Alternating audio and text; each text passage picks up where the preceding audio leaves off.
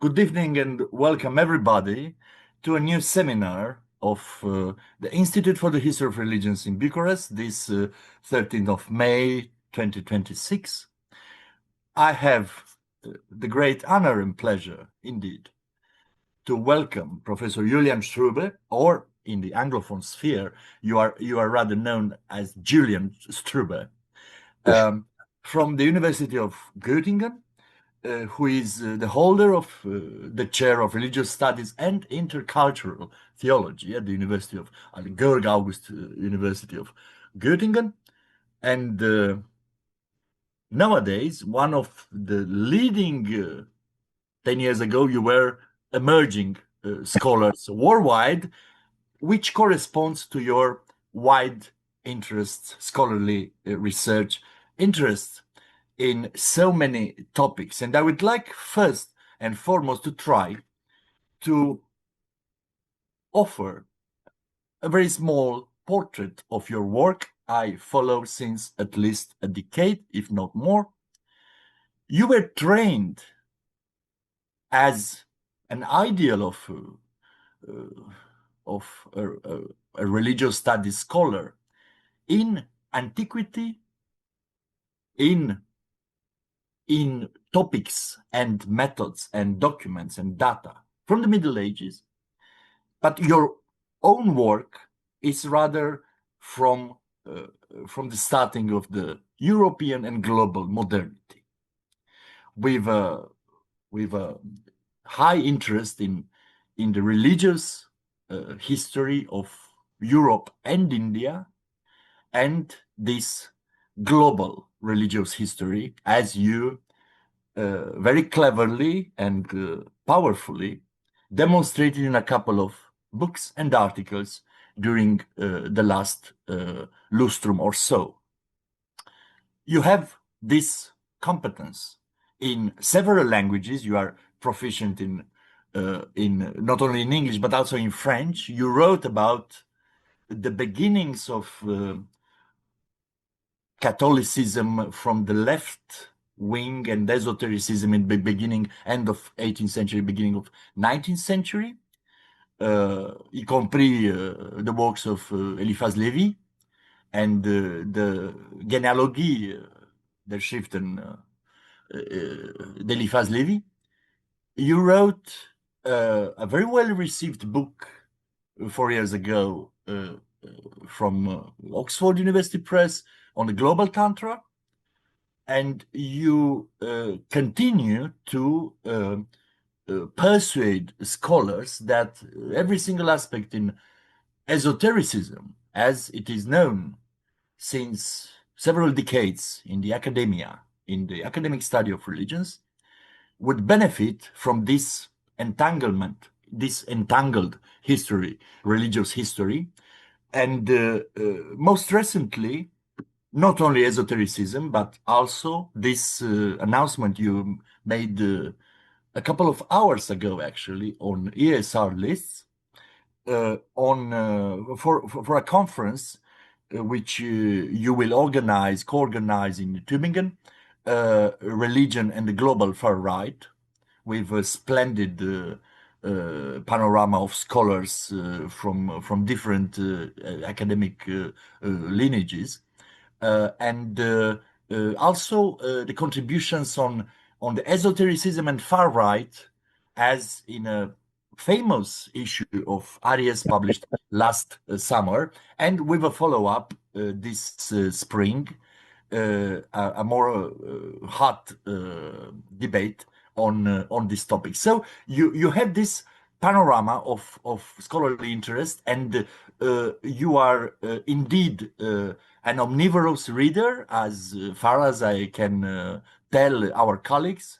I am very happy to salute not only Professor Karl Bayer, but also my colleagues from the Scientific Council of the Institute for the History of Religions during the last 4 years, who happens to be two of them, Gabriela Cursaru and Bogdan Tătaru Cazaban, founding members of the Romanian Association for the History of Religions, which is the best, Istorie Religiilor, which is the best and also traditional translation of Religionswissenschaft into Romanian since 19th century, I would say. And they are also, Gabriela and Bogdan, members of the Scientific Council of the Institute for the History of Religions. First question in this we would invite you to thank you. In this dialogue, I would propose to start from your manifold, very much indeed, manifold competencies and publications as the best sign for defining Religionswissenschaftler nowadays. This was once a desideratum, studying one single religion, knowing one single religion, as Max Müller paraphrased Goethe, would mean knowing known, studying known, as for the languages. So it was a desideratum to have this omnivorous capacity of reading and writing and comparing, which nowadays converge in your interest for a globale Religionsgeschichte.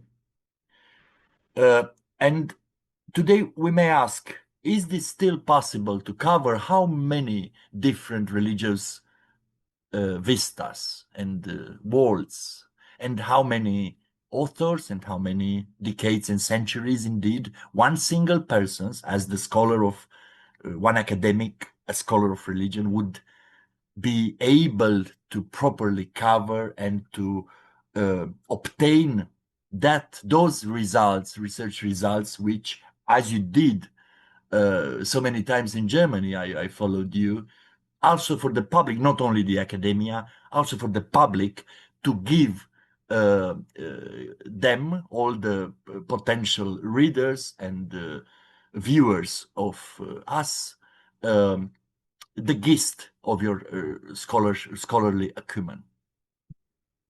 Oh, thank you so much. You're making me blush. You're really way too kind. I appreciate the very kind introduction and the invitation, of course. So thank you for allowing me to speak. I did have very positive circumstances that allowed me to invest a lot of time and energy. I did not have children. I didn't have to take care of somebody. I wasn't poor. I wasn't sick. All of these kinds of circumstances were, so to speak, the basis of being able to pursue different interests that are in a way connected. So if you ask me, is that possible today? It always also depends on personal circumstances and the background that one comes from, the means that someone has. And I was very lucky to benefit from a great academic environment, very stimulating. I studied in Heidelberg most of the time. And as you said, I was also still in the old system where I was able to study different types of history rather than having to do a specific BA and then MA. So I could puzzle things and move around quite freely. And I think that this network of people I was lucky to be part of was a great environment for being able to develop certain interests. And I think that is another crucial aspect. If you ask me, is it possible to do this nowadays? I think people always needed support, and perhaps that is more necessary than ever before, considering that the university is under increasing attack, politically, economically, more and more drained. There's a lot of public pressure. There's a lot of pressure also on the students to study fast, to study efficiently, to study something that earns money, perhaps at some point, which is perhaps not the most ideal kind of, precept for the stuff we do, unless you're lucky, like someone like me in the end, to land on a chair finally, or another nice permanent position. So students do have it more difficult, I would say, today. And I think there's a great responsibility on us to be conscious of that and to support them, especially under these circumstances. So I give this big prelude about circumstances because this is really what enables one to pursue interests. And my interests were always not particularly opportunistic, perhaps. Like I was always focused on very strange subjects, such as that whole esoteric stuff that remained a red thread throughout all the different things I did. And from actually the very beginning, when I got hooked on the subject, there was also the element of politics in there. And again, I was happy to benefit from very active support in pursuing these interests.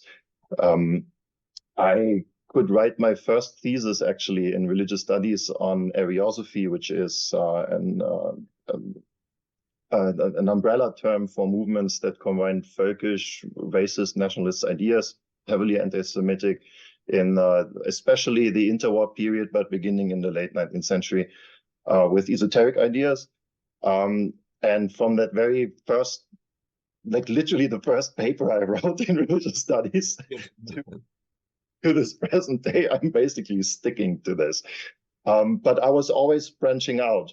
And I was always interested in like even what I perceived as lacunae and gaps and desiderata within this already quite neglected subject area. So I was interested in, for instance, the popularity of far right symbolism, which and concepts of Arianism.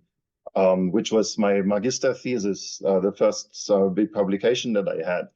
I moved on to the socialist context in early France, and then I saw actually, okay, this narrative of the history of occultism completely clashes with what I found in the sources, and it clashed in all kinds of ways. Like, for instance, the history of socialism. I was very surprised to find those things happening in like a socialist context, which goes against so many preconceptions that we have about the subject. So again, I was just happy and lucky enough to be able to pursue these interests and learn new languages, discover these new routes into Orientalist scholarship, for instance, which I realized was a big backdrop that barely anyone talked about, also in the history of socialism at that time. And that led me basically to the Indian context. So I actually learned Bengali and a tiny bit of Sanskrit after my dissertation. And again, I'm saying this because you don't have to put everything on your plate at the same time. I think it's very crucial to follow subjects that genuinely grab you and interest you, and then build gradually on these interests that you pursue, like in practice, like you do research on it. And with research, I also mean like writing term papers, for instance. I think it's very crucial to learn languages, extremely crucial.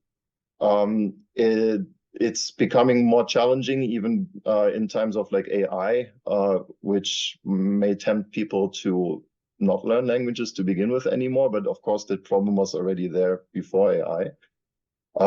So I think it is important to have a broad perspective, but we as teachers and as let's say people in certain university positions have the responsibility to create the space for our students to do this. And that is becoming increasingly difficult.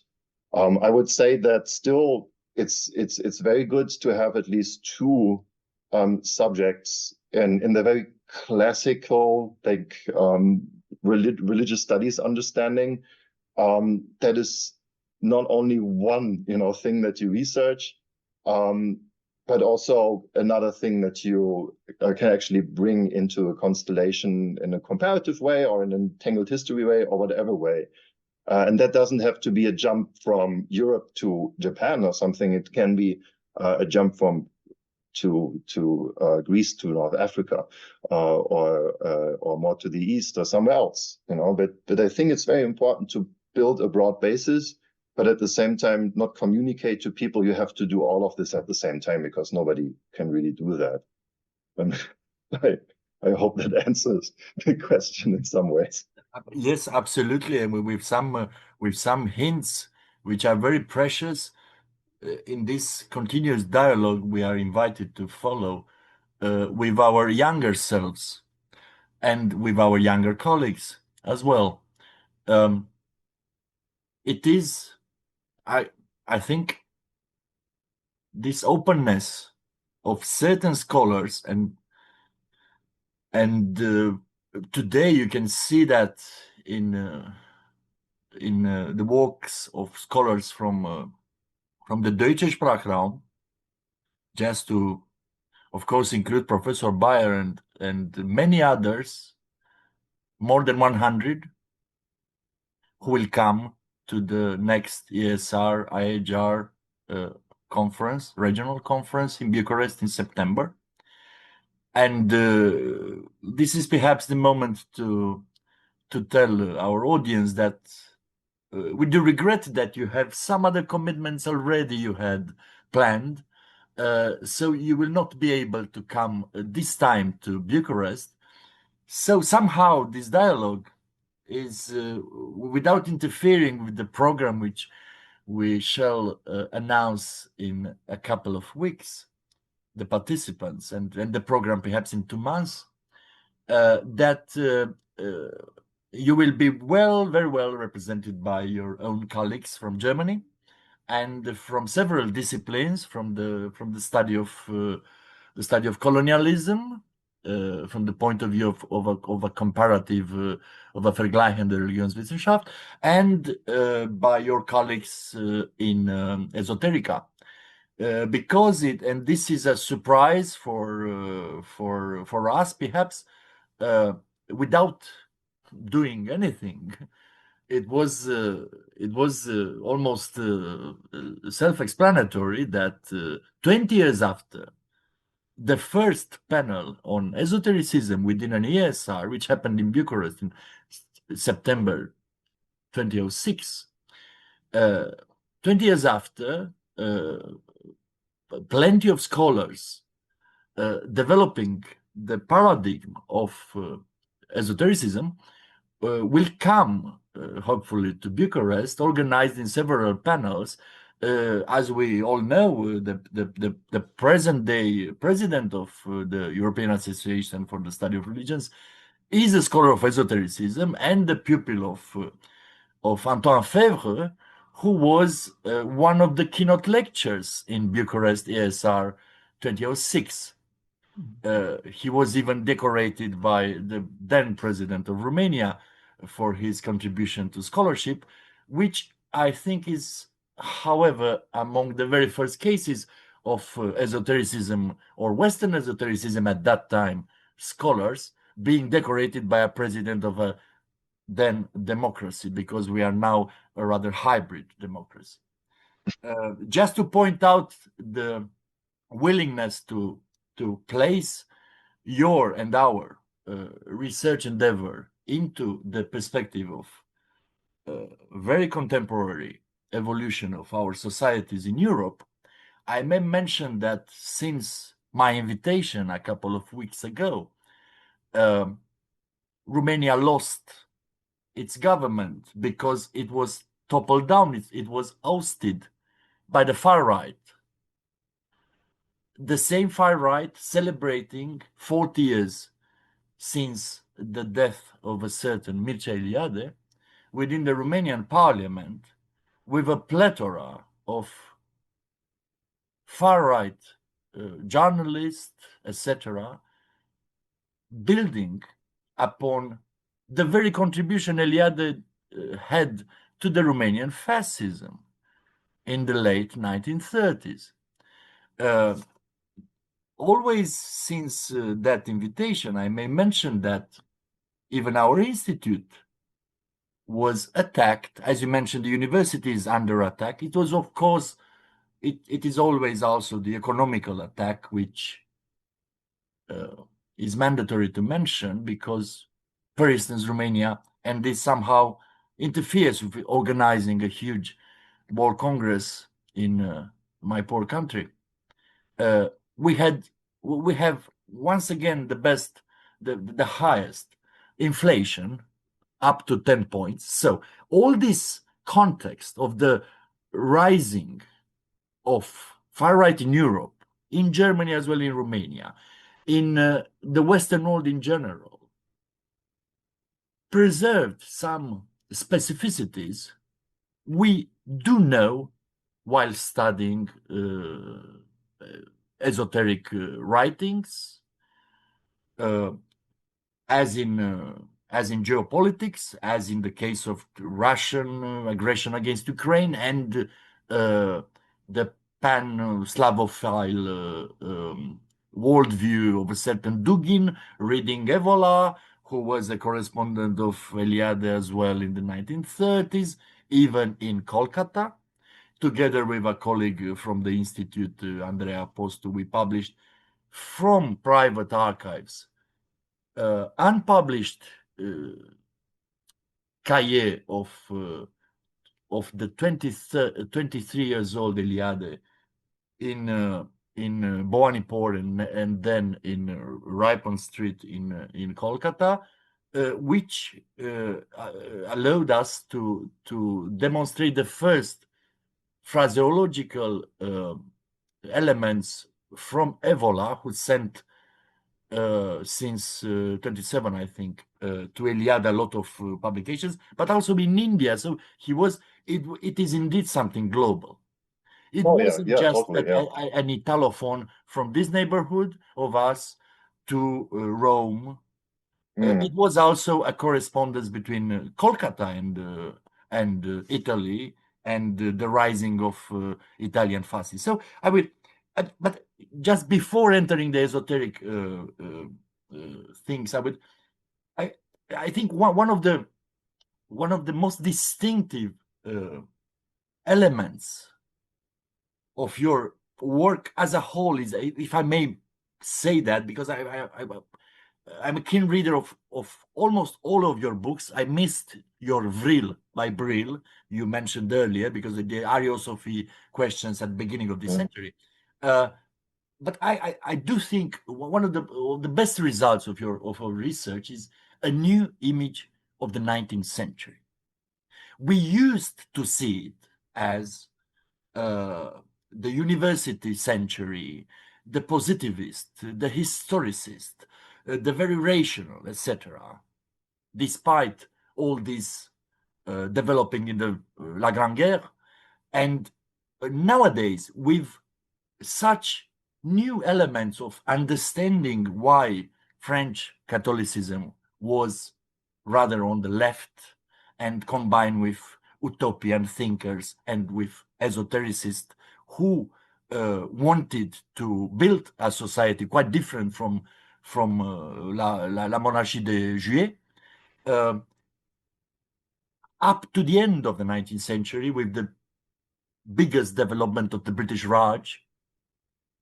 Within your works, one may have a better image of this 19th century, which was also foundational for our own studies.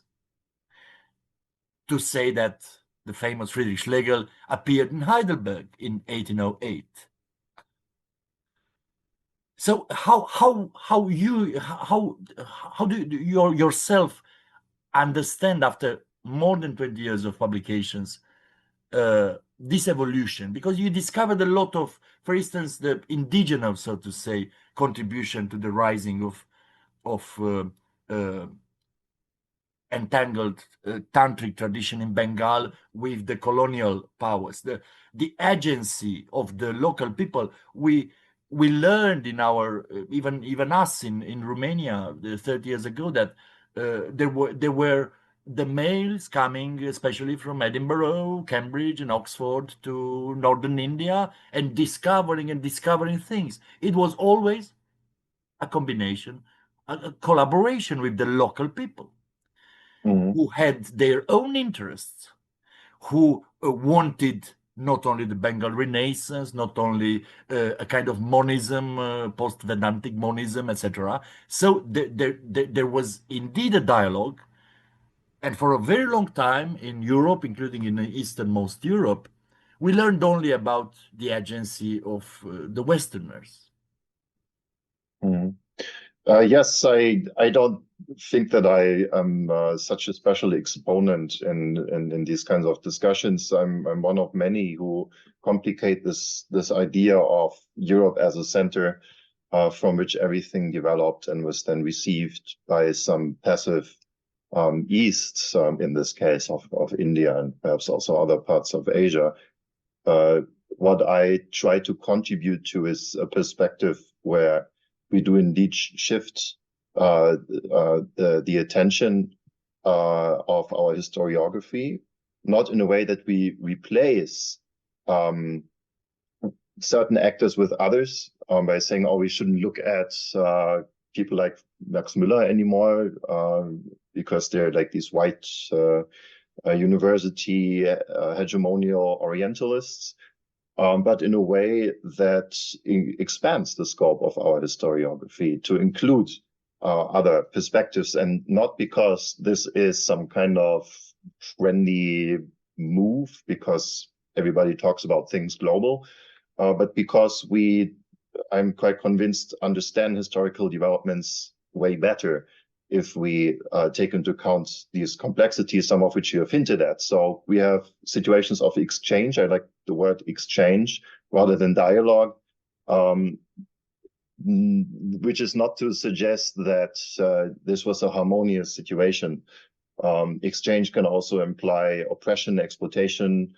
We are talking about a colonial context after all.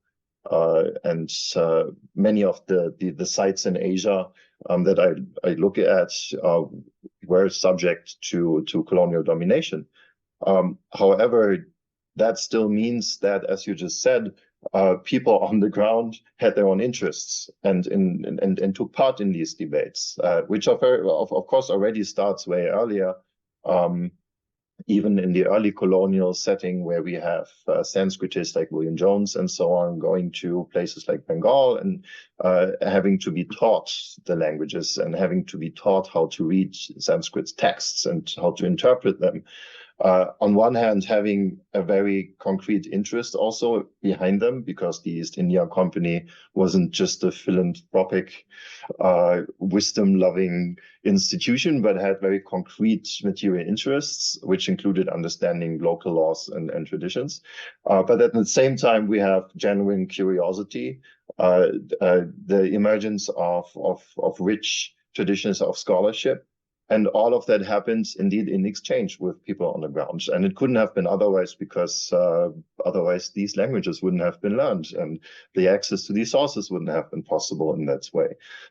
So from a very early point on, we have this situation. And what I try to show in several of my pieces of work is how our own discipline is part of this globally entangled development. And I like this metaphor of entanglement because it emphasizes or it illustrates this chaotic tangle of different exchanges. It's not a unidirectional process. It's also not a process from point A to point B and then back. It's a much more complex web, a tangle of exchanges.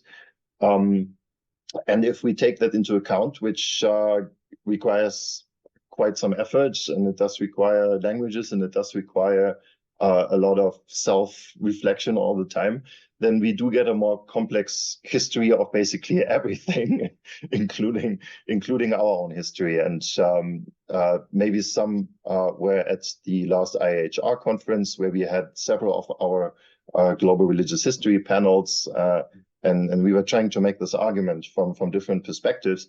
And this is something that I can also link to the previous discussion. The beautiful thing one of the things that I enjoy most in this forum of global religious history that we have is that we have very different perspectives. It's not one school, it's not one site, it's not one group of scholars, but really diverse perspectives from very different backgrounds that also disagree in some ways and challenge each other, but in a very constructive way, which I hope also transpired in these panels, where people like Christoph Kleine, Karinina Kolmar-Paulens, or in this way at least moderating Adrian Hermann and so on, like they approach globale Religionsgeschichte, global religious history, as I like to give. We don't even agree on the translation, by the way. Like it's the same problem as with Religionswissenschaft. You know, you have this very inconspicuous prefix in German, Religion, so you can just add it. Is it religious studies? Is it a study of religion? Is it a study of religions? So similarly, we disagree whether it's religious, global religious history or the global history of religion. But we have this forum, this platform of discussion, and we all share the goal of complicating things. So that's the most basic thing, and I think that is what I try to do in all kinds of different things. I try to complicate things, which is bound to annoy people, and sometimes perhaps also antagonize them, because it means working against easy narratives.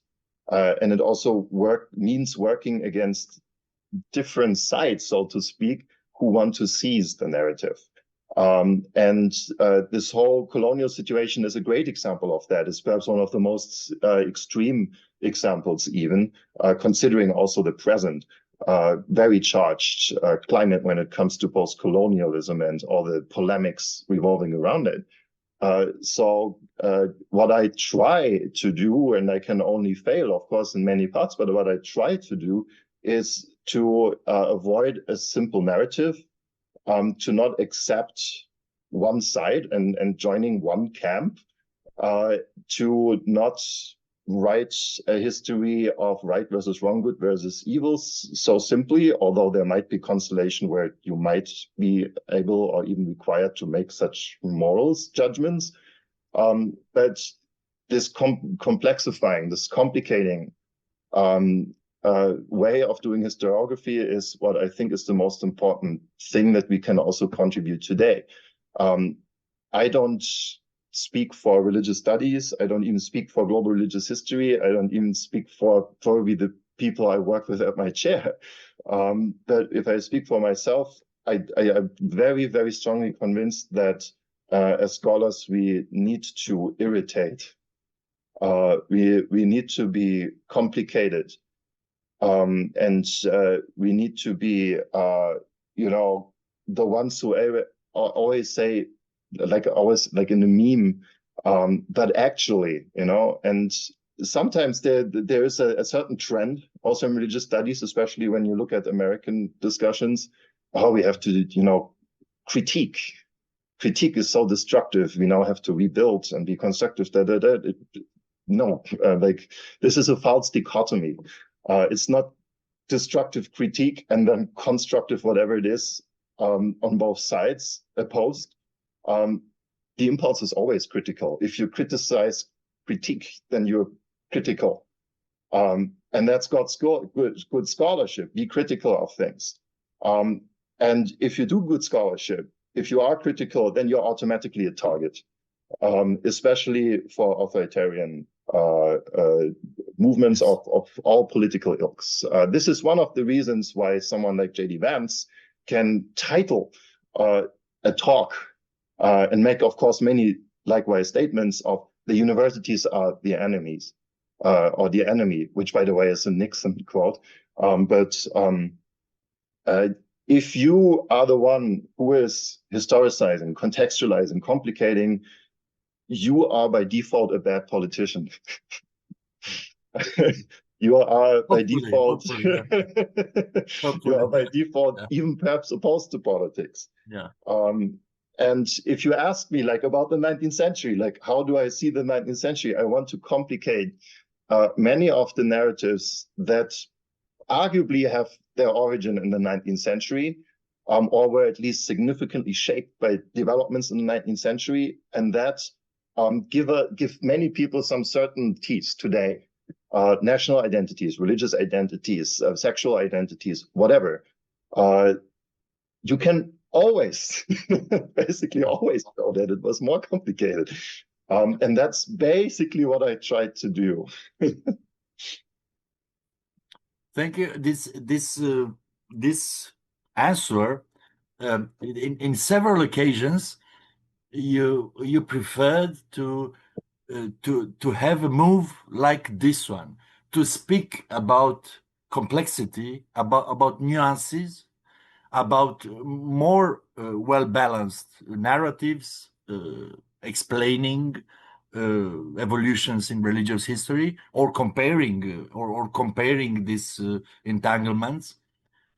And I remember, if I remember correctly, the exit. There is a colleague of yours, Davide Marino.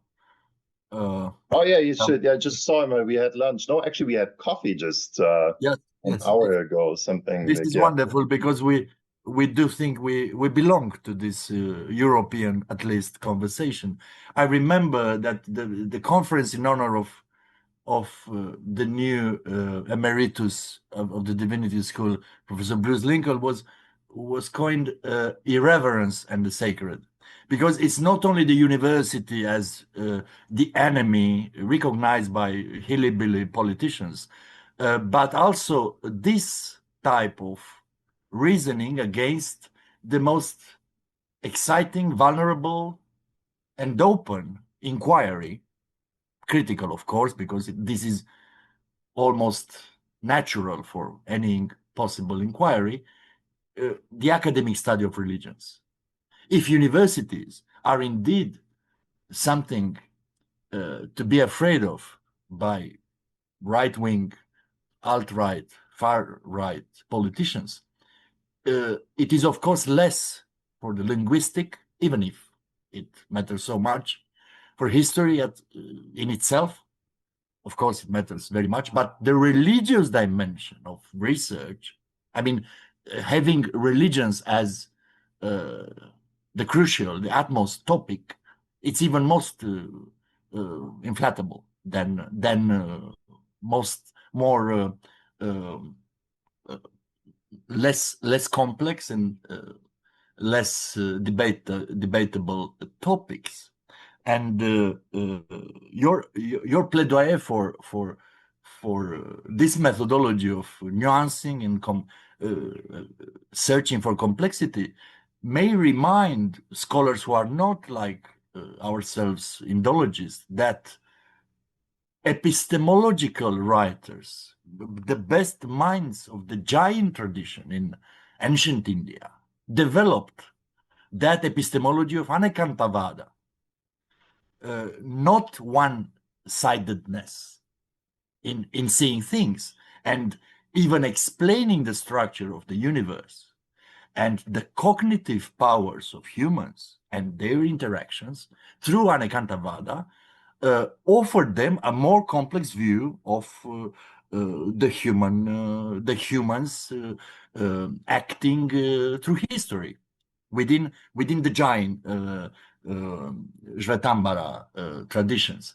I think we have not only to debate if Sanatana Dharma and Den, etc., are words, or Eusebia are words open enough to cover religio from Latin, but also to import or to address or to compare vistas from other religious universes which functioned in their universes for millennia.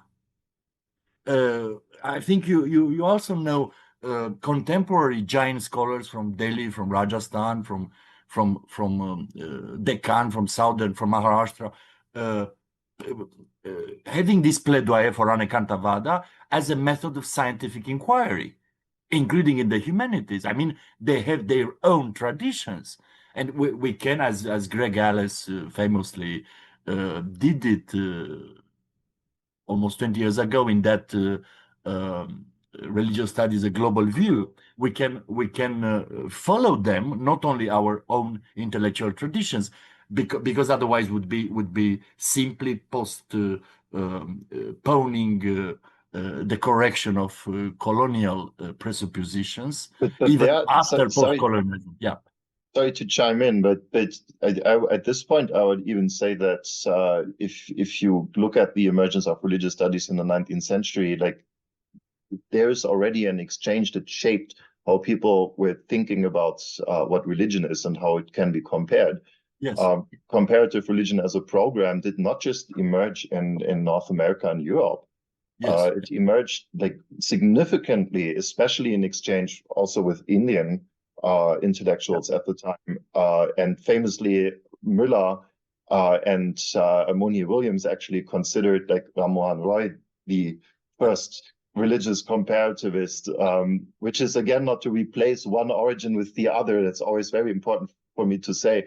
But we like this whole idea of what a religion is and how you compare them, and this specific type of religious universalism that you do have in the 19th century, that is already the manifold products of entangled histories. And I have a bias towards India. You would certainly also have to include other parts of the world. So I don't think this is just a matter of taking different epistemologies and then, like, you know, having them put into conversation and making them fruitful, or having them in their local context or whatever. Like all of these things are already the products of exchange. And I think that is a very crucial premise. But sorry to have interrupted you. No. Sorry. Yeah. Yeah. Just from this point of view, how would you see now, 4 years later, the global reception of your global tantra? Because I know there are some reviews and perhaps a lot of discussions on forums, on fora, etc. In India as well, because such books as Wendy Doniger books, as etc. With Hindutva, they went rather badly in newspapers, because Indians, hopefully they are reviewing, commenting upon, discussing all this. Can you tell us your own impression about how your one of your highlights was received globally? In very different contexts. I mean, I know people in Bengal who are also not necessarily academics, who are very interested in this subject, and who were also already very fascinated when I worked with them, and they helped me actually making contacts and finding people and stuff like that. I think generally there is some appreciation of this decentering kind of historiography, because it does shift the way that we write history, and it does, I would argue, expand our understanding. And this particular story that I tried to tell is perhaps a great example for that. To those who don't know, there has been this long-lasting idea that there were certain books on Tantra published in the early 20th century, and that the author behind them was a British judge called John Woodroffe. And the story is not so easy, because the pseudonym that was used for these publications, Arthur Avalon, did not just represent John Woodroffe, but different authors, most of them Bengali. This is that Kathleen Taylor, Kathleen Taylor, yes. Yeah, an 2012, excellent volume, yeah. Yes, like she was the one to point that out very comprehensively for the first time. I mean, it was, and you followed, So exactly, and I dived deeper and I reconstructed these networks in Bengal. Beyond also this other collaborator of Woodroffe, Otto Bihar Ghosh, who was not the only one who worked with him. So there is an appreciation generally from different Indian perspectives, whatever they may be politically, that this is not just the story about this white British dude who went to India and did stuff. And this is not just like an ideological move to finally tell a more complex story, but this is really how these volumes came to be. You know, like this is just how it was. Not one guy who wasn't even able to translate these texts, but it was a network of people who, as you said earlier, had their own interests, who were, however, at the same time already part of a global conversation. And that is, I would argue, the biggest contribution that I then really make to the story. Like, my main revolutionary point is not to say, it was not just John Woodruff, because Kathleen Taylor already did that. What I can show is that there has been an entire discussion in the 19th century, before Woodruff even came to Bengal or to India, where there's the involvement of theosophists, of certain reformers, Brahmo Samaj, Arya Samaj, all kinds of different actors who were struggling over the meaning of this nebulous thing called Tantra. And there again, we do not have a one-way road story of Western projection or Orientalists' imagination and Western fantasies, but contested arenas where people struggled over the meaning of religion, of Hinduism, of Tantra, of Veda, of all these very politically charged subjects as well, working towards the Swadeshi, the anti-colonial movement in the early 1900s. So all of this is already a super fascinating global history. And so far, people from quite different camps appreciated that. I'm fortunate enough not to have had a negative reaction, really. I'm sure there are some, but it hasn't been communicated to me or wasn't published. At least I haven't found it. Maybe you can show me one. But I mean some reservations, because just because you may be seen as a partner of their forefathers in Bengal, at least, as far as I know. But I would like to move a bit, because you specifically wrote several hundred pages on this, the indigenous elements in theosophy, the Indians who became theosophists, who were not even trained in very traditional ways in India, to say nothing about their competencies in European learning of any kind. But I would like to move a bit, because you are born in 85 only. This is absolutely unbelievable from the biological point of view. But you are coming only. There is one generation. There is a gap between, if you study the history of the involvement with and of India with Europe, as in your German famously durable expression, Indo-Germanisch something. Yes. Yes, it's only called like that here. Yes, this is your romantic affair with India, which lasted with the Benares on the Rhine at the epoch two centuries ago.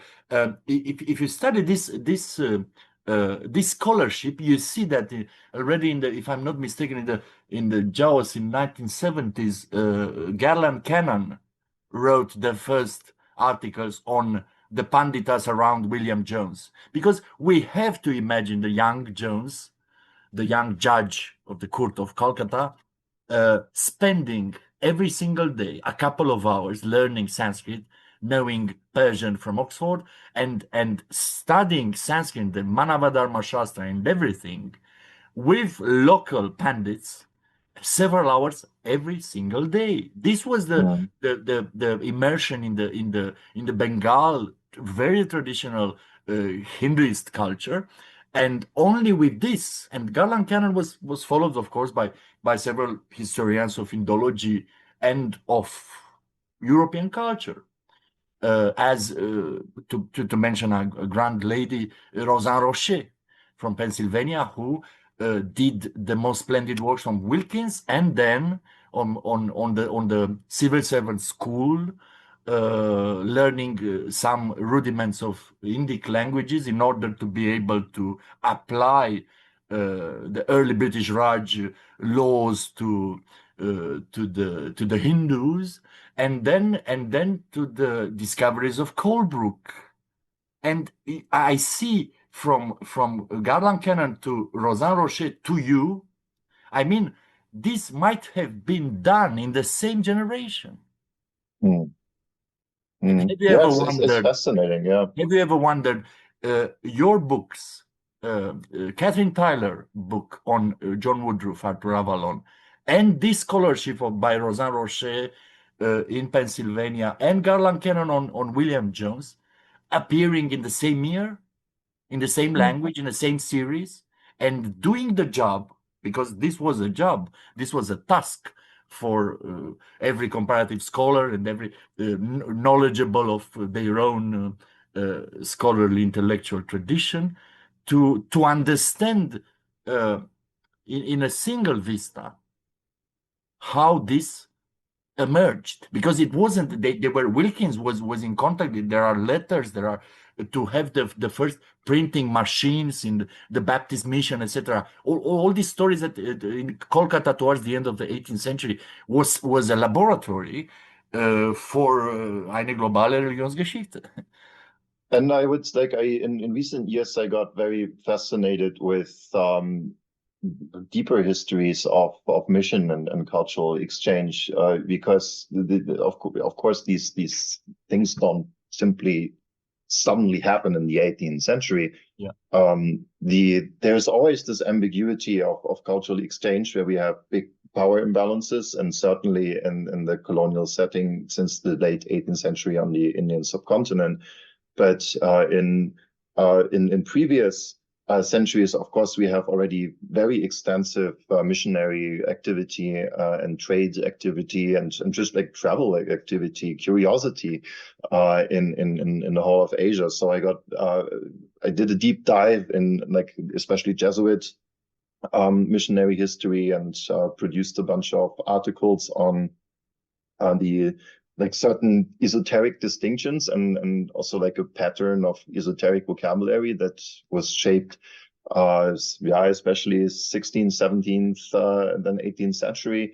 And again, this is also like a fascinating setting because these missionaries were not in the hegemonial position when they traveled to China and to Japan and also for a long time to India or the subcontinent and other parts of the world.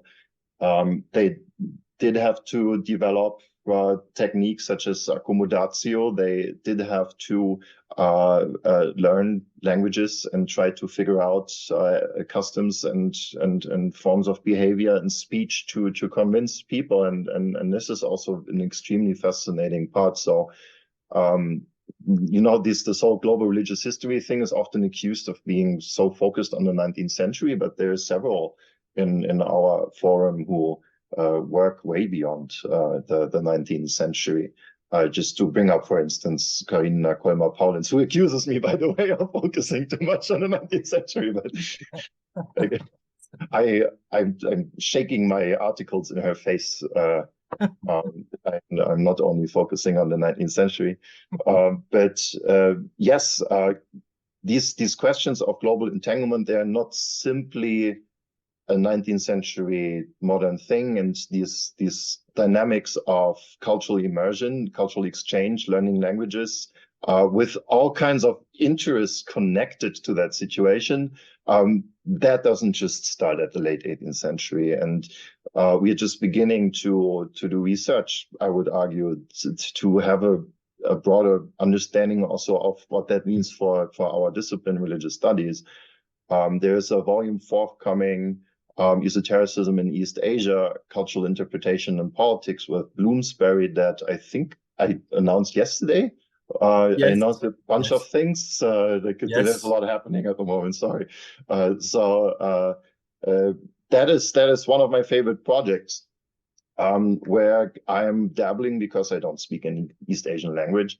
But I find it extremely stimulating to put people together and start a conversation. And so far that's going quite wonderfully. So again, if you asked about this reception of global tantra and perhaps also the approach as a whole, I think there's a huge interest from all kinds of different perspectives. Of course, there's also certain traps that you have to avoid. Very easily, this can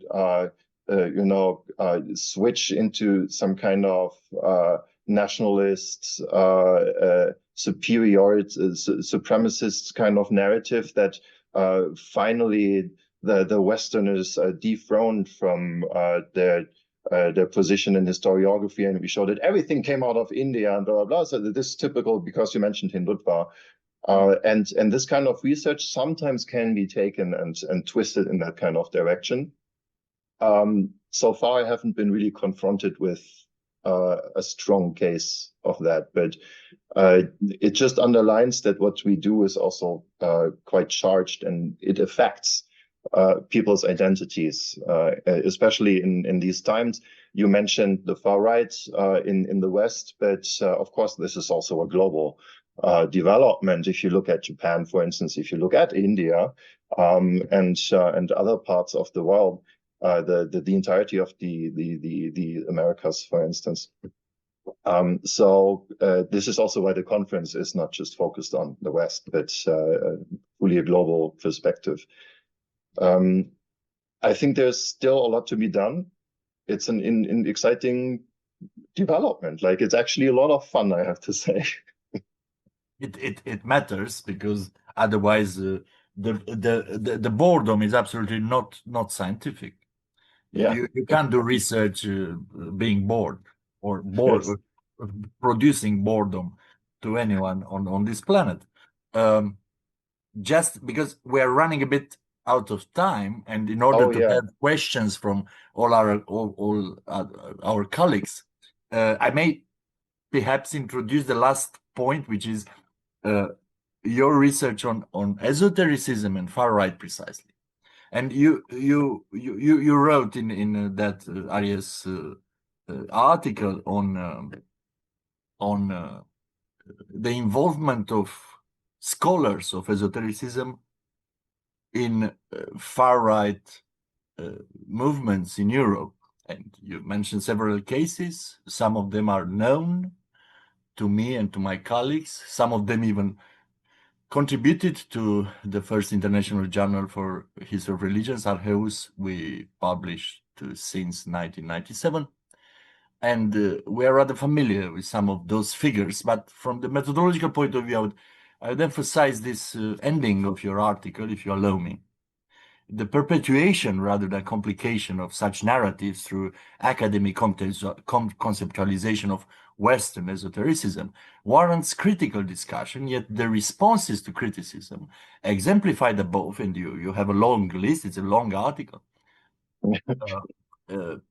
have been a significant obstacle to a nuanced study of esotericism and politics.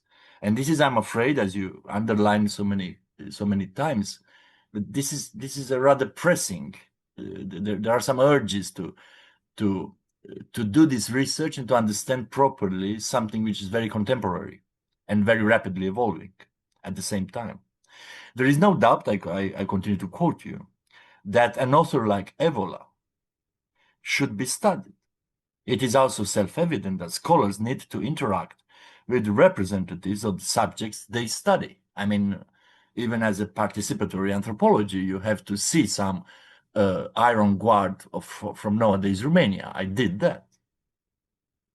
L-am provist. The dialogue that challenges political beliefs seems more important than ever. The forms of deep and decades-long collaboration we have seen above, however, are something else. It is particularly problematic when such collaboration leads to the adoption of narratives in polemical rhetoric, especially when they are used to deflect criticism or vilify critics, which you say it happens afterwards to this own article of yours. It's even my prophetic gift that I saw this coming. Yeah. a thorough revision of some of the approaches in the study of esotericism and the self-critical look at its history are necessary step in developing a more scholarly, robust approach to these dynamics, which would enable a significant contribution to our understanding of major political and social developments, which is also a plaidoyer for the institutionalization of such studies in university and research institutes as the one you rather recently you held a position in Vienna in such an environment.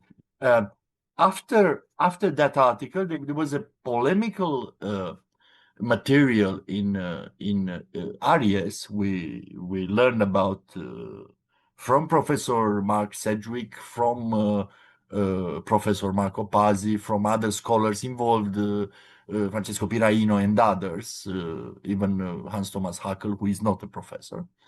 And you are now organizing Religion and the Global Far Right, which is hopefully from this generation, there are Romanian scholars, international Romanian-born scholars, who are contributing excellently to this topic. And perhaps one day we shall organize something on the very European, I mean, all the disasters in Europe are very Romanians.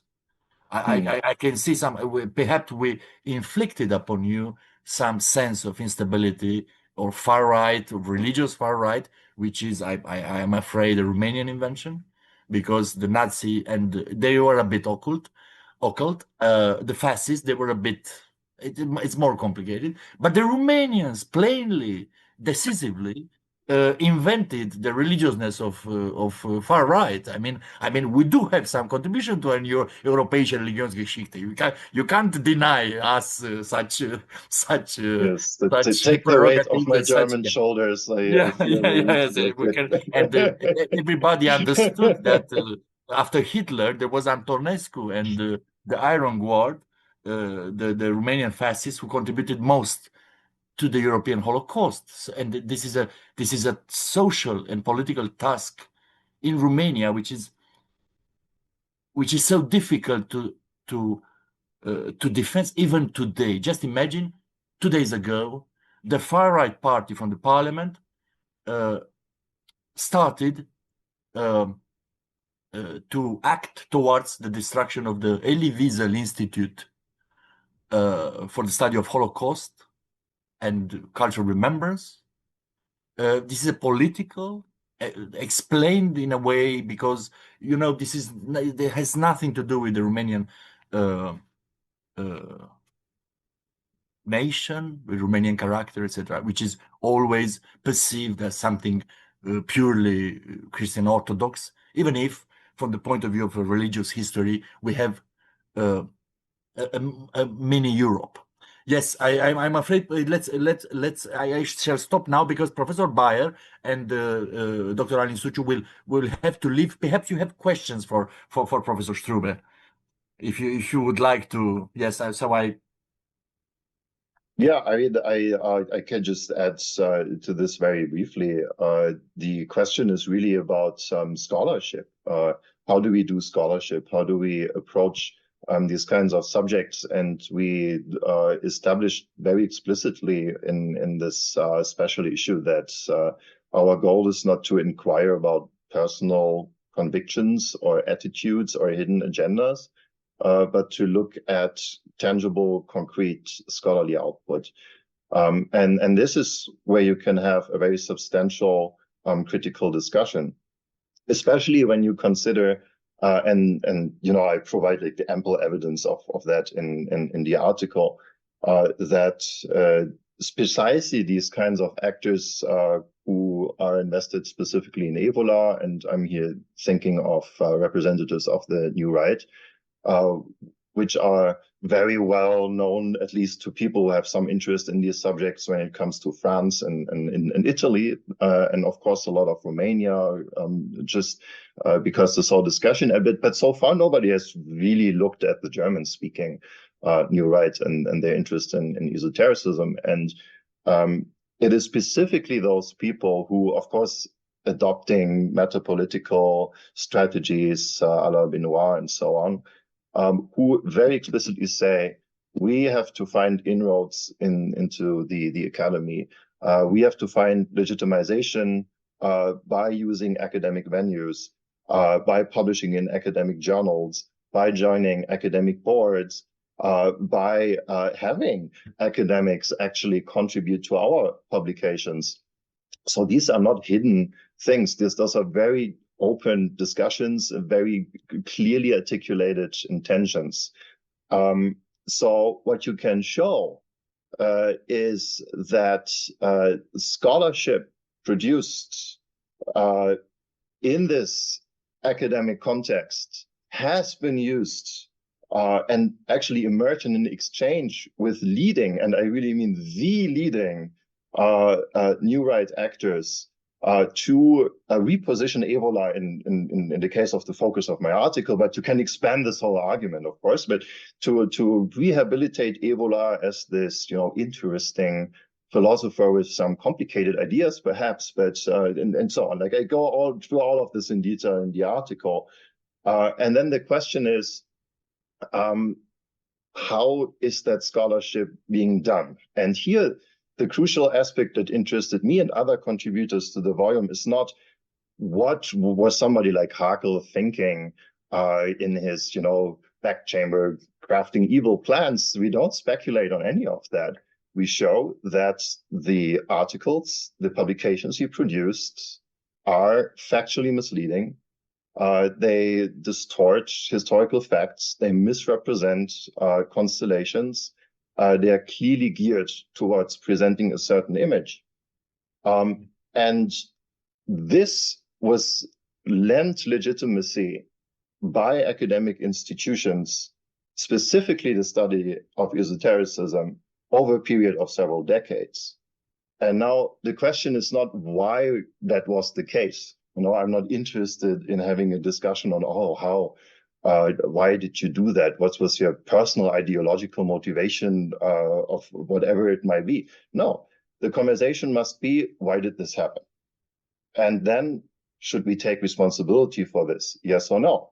Or at least talk about this, let's have a critical debate about this. And what I preempted already at the end of the article, because I'm not a prophet, so I had my experiences already with bringing up these kinds of subjects. And then indeed, after the special issue came out, we did see kinds of reactions that I would argue confirmed these problematic patterns. There was no engagement with the arguments and the facts. There were attempts to distract, to divert this ad hominem, to react with misleading narratives, all of which is shown, I think, quite well in Egil Asprum's response in this response situation. And I can also only strongly recommend reading Mark Sedgwick blogs. I didn't contribute to any of that because I always stayed out of social media and blog discussions and all this beep. I still recommend reading through these comments, especially because you can really observe certain dynamics. And the good thing about this bad situation is that now we have different approaches on the table and people can make up their own mind. I call it a bad situation because in my ideal dream world, we would be sitting together and having a constructive debate, engaging with arguments and facts and challenging each other's, writings in details. But that's not how it went. And I think that's now on the table. I think there's also very tangible differences in dealing with these subjects. They are there now in writing, which I think is very good. And people can make up their own mind. This is why I only responded with a very short note, basically, 3 paragraphs or something, 2 pages, not even. Because I think the situation that we have now is very clear. And it's relevant beyond the sphere of esotericism, because, I don't have to tell you, this is really touching issues of scholarship. It's touching issues of responsibility, of broad political developments that must occupy us all. So this episode, I think, was a very good thing to happen, an important thing to happen, although many good and important things are not necessarily easy. And I look forward to how this discussion will continue. Thank you so much for all this answer, very knowledgeable and very fruitful remarks of yours. And I would like to invite colleague of us and of you and of us. We have only one single specialist in the esotericism studies, which is, who is Ionuț Daniel Băncilă, who made his debut in both Arheus and Studia Asiatica. I am proud to mention this because it provided the sense that we can do something within this our generation of ours. So perhaps if you have some comments, some questions for Professor Strube. Yes, if I may, I will not ask something about esotericism, since this topic was enough discussed in with this occasion. But I will point to a binary structure that appears already in the name of your chair, namely Religionswissenschaft und interkulturelle Theologie, also religious studies and intercultural theology. So my question would be, how would you complicate this binary structure enough to do good scholarship in the way you do it? Let's say that there are several chairs in Germany, Religionswissenschaft und interkulturelle Theologie. So it's not a single one. And this of course, yes. But I will be interesting. How do you manage to complicate yourself? So as you with your profile, this relationship. I'm totally accepting this label of complicator. Like it's something that also ran like a red thread through the discussion. Yes, actually, that's a good example. So intercultural theology. I'm not a theologian. I'm not trained in theology. And intercultural theology is an interesting field that can mean different things and can take quite different shapes. It is often kind of positioned between theological disciplines and religious studies, with religious studies informing intercultural theology in the same way that Coptology may inform like Old Testament scholarship, to simplify it, to illustrate. So I think that theology and religious studies need to collaborate, which is a statement that certainly also in the German context, not everybody which is subscribed to, at least not without qualifications. There are some tendencies to define the identity of religious studies through a demarcation from theology. There are historical reasons for that. And there are also very plausible reasons for that. But I think that if we look especially at current structural developments and university political developments, the way forward is one of collaboration and appreciation and constructive challenging each other. Intercultural theology is a great site for that. It was attached to my chair. So my predecessor, Andreas Grünschloss, was just called Religious Studies. It was attached because there is an expanding intercultural theology program here in Göttingen, and there's going to be an additional professor who will actually focus on ICT. I will abbreviate it now with ICT. And I will be the genuine, pure religious studies side. But complication, yeah. These strict boundaries should not be complicated in a way that we dissolve our disciplines into one gobbly mass of divinity school-like, perhaps even more blurry departments where everybody just vaguely research religion. We should sharpen our tools. We should have our toolkits, but we should work together, especially in an environment that is increasingly hostile, and not necessarily just politically hostile, but in the sense like an interest in only funding MINT disciplines, for instance, like engineering and physics and mathematics and so on, and increasingly getting rid of the humanities, and certainly of something weird as theology and religious studies. So that is one of these sites that are especially fruitful and that are also especially wonderful because of the students that come in through this program, and who are like, that's a really truly global program. Like it's a more global program than any religious studies department I've ever encountered. That's exciting. Not to forget that you also have a good and rich revolutionary thinking to heritage. I mean, to pursue. I mean the famous Religionsgeschichtliche Schule, the School of Religious Studies, which did cause a revolution exactly in the relation between these disciplines. So you have a good tradition of revolutionary thinking to pursue. So it's a big task.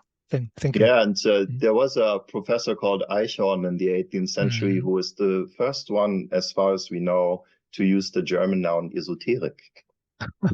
Yes, and it was that professor who was so famous that one young Hungarian from Transylvania, Körösi Csoma Sándor, went to Eichhorn to study in order to learn the languages, to discover the origins of the Hungarian people. Eichhorn was celebrated in Transylvania by several scholars, including Cipariu and Körösi Csoma Sándor. Cipariu, a Romanian ethnically, founder of the Romanian Academy, etc. Eichhorn is a founding father. And his name is very interesting from the religious point of view. I will just digress very briefly, because this is such a cool example. So one of my biggest arguments in these last articles about the esoteric as a comparative category. So Eichhorn is known to be this first esoteric noun dude. And people so far have focused on the fact that he was a Freemason, and he was a Freemason, and certainly that also plays an important role. But he was also an Orientalist, and in these pages, these pages where he uses the esoteric vocabulary, he refers to the cloister universities of Nodia in Bengal. And he uses Saphania Howell's history of Hindustan. It's fascinating. So that's already entanglement. Yeah, absolutely. Yes. Yeah. Some other questions, please, if you would like to address to Professor Strube. We bombarded everybody. So if I may, I would have another question. Namely, so you talk about studying crazy political entanglements between religion and politics. So studying these political positionings within and with religion, positionings that lean, unfortunately, very much to the far right. I would ask you, in view of my recent studies on conspiracy theories and using this brilliant word conspirituality, which was not that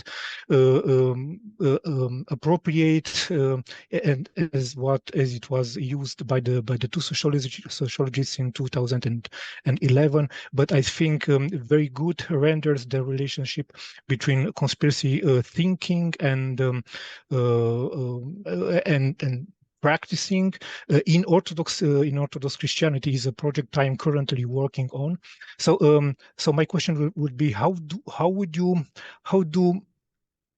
you complicate the topic of this topic of research enough, but not in the same time not dilute the seriousness of some positions, of some political positionings we study as scholars of religious, for example, these conspiracy theories. So how do you at the same time say things as they are,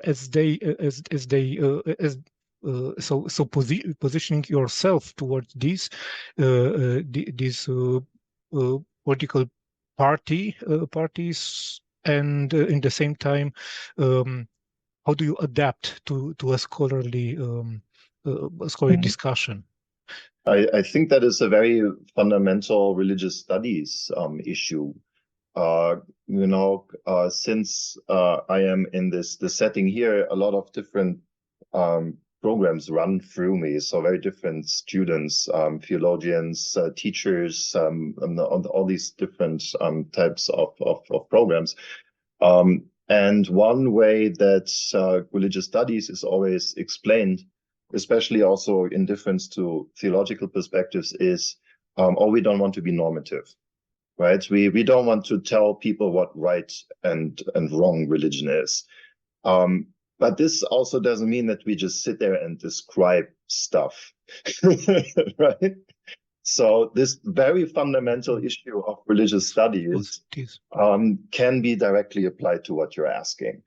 When I study subjects like the far right, of course, I have a critical impulse, but this critical impulse follows a theoretical and methodological apparatus that I put on the table. Like, I make it transparent how I work. I work with sources that I make transparent. I put them on the table. I formulate arguments on top, on the basis of these foundations. And these arguments aren't simply descriptive. Otherwise, perhaps the reactions to certain of my publications would have been more benign. I am critical, and I am pointing out things that I consider to be shortcomings, and I am putting out warnings when it comes to the freedom of scholarship and universities. Actually, this final passage that was quoted, thankfully, is an example of that. So I'm not playing down things, but I also at least have the ambition of not being polemical, of developing arguments on the basis that I just described, of trying to make my own position clear. Also when it comes to my own bias that I have like everybody else, and to basically do a transparent kind of scholarship that is out there to be criticized. And all of that is the opposite of like far-right ideologies, but also other extremist ideologies. Yes. So just by doing this kind of work, you are, you could say you're exposing certain developments, you're exposing certain tendencies, you're exposing ideologies, and by doing it critically, you are also, I would say, not playing them down in a way. So this is really like a broad issue of religious studies, I would say. Yeah. It is perhaps even better to learn something in this respect, as you did, from the Naturwissenschaften. I mean, there are descriptions in Cuvier or in Darwin of monsters, so very clean, very arguably perfect, and putting on the table everything which might or might not be rejected by the followers of certain creeds. Yes, thank you for the question. Yes, if I may. You mentioned you did a deep dive into Jesuit missionaries and their contact with esotericism. Now, in light of the entanglement that you pointed out, I'm curious, did you find any traces of specifically Ignatian spirituality elements infused into other traditions? Well, thank you for that question. So the point is not that to argue that they discovered esotericism or discovered things like discovered, for instance, branches of one thing called esotericism, but that distinctions between esoteric and exoteric were a pattern of cultural interpretation. That is actually quite remarkable if you look at these sources that I know of from also in Indian context, which I actually didn't deal with in the publications, but Chinese and Japanese context. So you see this interesting dynamic between people locally on the ground in Asia, and then Jesuits trying to make sense of that. And in this context of accommodatio, you do have these very fascinating attempts to basically, for instance, a good example is the argument for a primal monotheism in China. So there is this implication of some kind of universal religion, a trace of which is preserved in shifting traditions, depending on the alliance at the moment. Can be the Confucians or the Taoists or the Buddhists. It depends always, and usually people like Ricci they shift and often actually. And this attempt to basically convince people by saying, oh, actually, you are Catholics. You just don't know it. And if you Pater Schmidt prolonged a lot this monotheismus in and of course that's not a one-way road, specifically because of this this constellation where the Jesuits were not the hegemonic force, but they had to adapt. And there is this wonderful episode also that I have in an article on Kung Fu as an occult science, which is a subject that Andrew Stanton Jones wrote a fantastic scholarship about much more extensively, where basically you have two friends, a Chinese prince and a Jesuit, working in Beijing together to basically come up with these kinds of ideas. So this appeal to a common religiosity, a common root that has been diluted, that is something very, very, very typical for these kinds of exchanges. Thank you very much. It's fascinating. Thank you. We are just in time, as we promised, and I would once again like to deeply thank you for your commitment towards your easternmost colleague Europeans of yours here. And I am quite sure, following your arguments and your recent publications, that the Bucharest Congress will certainly be a platform for discussing all these topics for the mutual benefit of scholars and scholarship, and not only because this is not an ivory tower, of course. This is not something unrelated to current developments. This is not something to be abandoned, because as one fellow scholars of religion had put it, even if not asked or as roads untaken, even if we suspend these questions, and even if we would not be able to provide answers, the problems will not disappear. Exactly. Yeah. And that's a good thing to begin with. Like we're pushed to deal with this, and this is also what gives us some social relevance, I would say. You know, we do have a genuine contribution to make to these issues. I'm convinced of that. We are as well. And I would like to congratulate you for the Calicat from Calicut you have there. So this Yes, was lovely to discover. This was one of my favorite objects in here. Yeah, it's awesome. Thank you so much. Thank you so much. Well, thank you so much. Vielen Dank. Vielen Dank. Thank you much appreciated. Thank you very much. Shubo-Rotri. Indeed.